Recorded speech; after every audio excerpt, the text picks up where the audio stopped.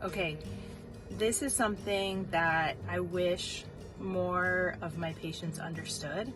This is something that I do every day, probably multiple times a day, and I feel like I probably don't explain as well as I should. And that's the diagnosis of PCOS, or polycystic ovarian syndrome, or disease. So PCOS is something that I see in my everyday practice. And a lot of times women will come to me and they will have a previous diagnosis of PCOS, or they will have signs and symptoms of PCOS. And so things like irregular periods, either skipping periods or not having a period at all, some evidence of increased male hormones, we call those androgens, like testosterone, and signs that women have are oily skin, acne, increased hair growth on the face or other parts of the body, or a lot of little fluid-filled sacs, or it's kind of a misnomer, they're not really cysts, but what we call polycystic appearing ovaries when you have an ultrasound.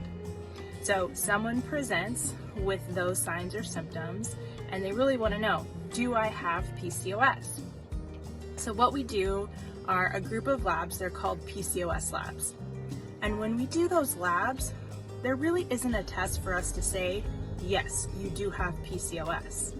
PCOS is what we call a diagnosis of exclusion. So what we're doing in those labs is we're excluding all of these other really much less common disorders that can look like PCOS. And that if we miss them, we would be treating you in the wrong way. So things like a thyroid disorder, diabetes, an adrenal issue, a high prolactin level, which is a hormone made in the brain. So these are just a few of the disorders that we're basically ruling out when we do those labs. So when you come back to see me or your doctor for a follow-up and we tell you that your PCOS labs are normal, that doesn't mean that you don't have PCOS. It means that most likely you do have PCOS because we have excluded all of those other disorders. And so sometimes I feel like people will ask me or they will be confused when I say the PCOS labs are normal, and I realize, okay, I did not do a very good job of explaining that.